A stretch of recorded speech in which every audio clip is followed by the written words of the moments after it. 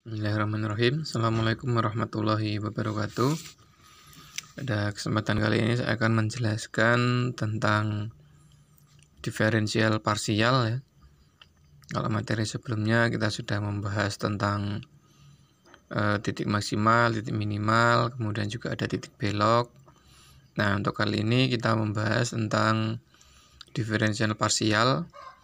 Ini biasanya digunakan untuk menghitung. Kalau di sini untuk menghitung volume silinder ya, contoh di materi di buku ini ada di halaman 616. Jadi untuk diferensial parsial, untuk menghitung volume atau V suatu silinder dengan radius R dan tinggi H ya. Nah, untuk rumusnya adalah pi R kuadrat kali H atau pi per 4 D kuadrat kali H ya. Nah, di sini menggunakan R. Nah, radiusnya adalah ini dari titik center tengah ke titik samping, kemudian H-nya adalah ketinggian ini, silinder ini. Jadi untuk volumenya adalah pi R kuadrat kali H. Kemudian dari sini kalau kita ketahui bahwa ketika R ini berubah, maka volumenya juga akan berubah.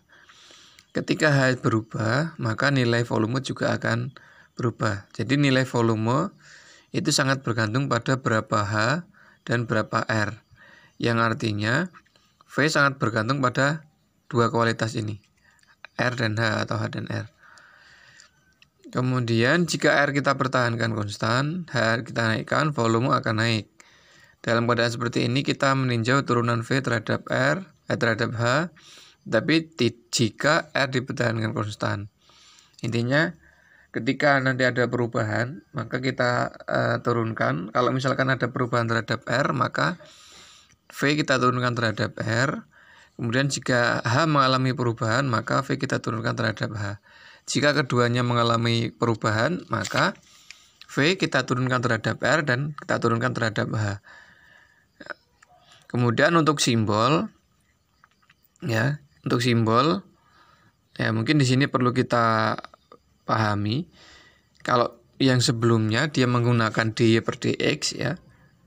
Nah, dy per dx, kalau yang sekarang menggunakan ini ya, simbolnya seperti ini.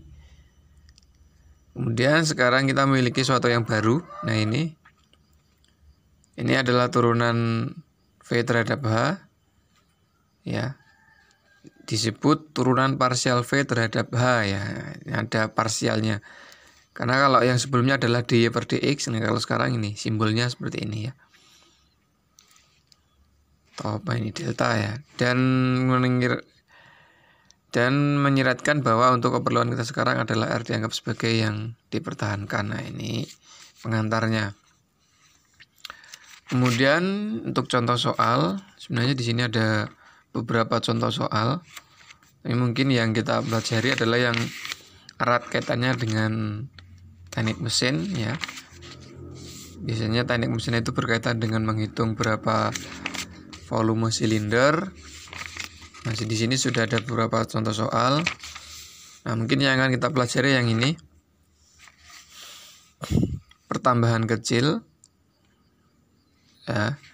Jadi ada soal ini, ada gambar mencari volume, radiusnya R, tingginya H. Jika kita kembali ke masalah volume silinder di awal program ini, kita sekali lagi memperoleh bahwa V sama dengan pi R kuadrat kali H ya. Jadi pi R kuadrat atau pi kali R pangkat 2 kali H. Kita lihat bahwa kita dapat mencari turunan parsial V terhadap R dengan H konstan dan turunan parsial V terhadap H dengan R konstan. Nah, jadi seperti ini. Jadi nanti diturunkan. Jadi ada V sama dengan pi R pangkat 2 kali H. Kalau kita turunkan terhadap R, maka di sini kan yang kita turunkan adalah R-nya pangkat 2. Jadi pangkat 2 pindah depan kali H. Ya, jadi 2 dari R pangkat 2 kurang 1. 2-nya pindah depan, kemudian pangkatnya kurang 1, sehingga 2 pi RH. Kemudian untuk turunan V terhadap H, Ya, kita lihat kalau dulu kan X turunan Y terhadap X. Nah, kalau ini ada A terhadap R dan terhadap H.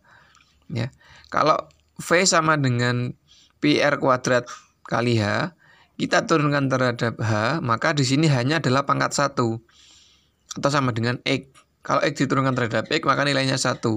Kalau H diturunkan terhadap H, maka nilainya 1. Sehingga pi R kuadrat kali 1. Nah, satunya tidak perlu ditulis. Sehingga turunan V terhadap R sama dengan pi R kuadrat. Kemudian, nah ini adalah cara dari mana kita mendapatkan rumus. Mungkin kita langsung ke contoh soal. Ya, contoh soal. Dari contoh soal, sebuah silinder memiliki radius R sama dengan 5 cm, H sama dengan 10 cm. Carilah kira-kira kenaikan volumenya jika R bertambah sebesar 0,2 cm dan H berkurang sebesar 0,1 cm. Rumus awalnya adalah V sama dengan pi R kuadrat kali H, sehingga turunan V terhadap R, kita turunkan ini terhadap R, maka R-nya di sini kita ketahui bahwa pangkat 2. Maka 2-nya pindah depan, pindah di sini. Pi, R-nya pangkat 2 kurang 1. Kalau turunan kan 2 pangkatnya kurang 1, sehingga pangkat 1 kali H. Kemudian untuk V terhadap H, atau turunan parsial V terhadap H, maka tinggal pi R kuadrat, karena H-nya di sini 1, sehingga turunannya adalah H pangkat 1 ya, H pangkat 1, sehingga turunannya adalah 1.